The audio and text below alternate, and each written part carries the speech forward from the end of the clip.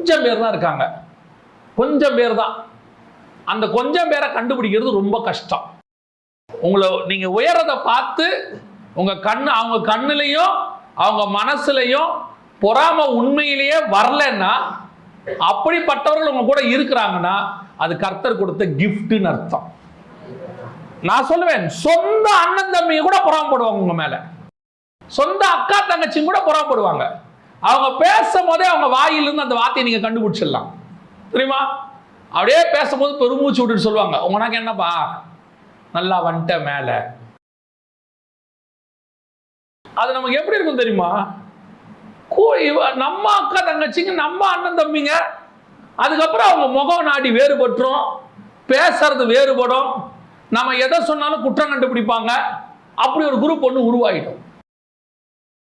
இப்படி ஆவறவங்க ஒரு நாள் நமக்கு விரோதமாக எழும்புவதற்கு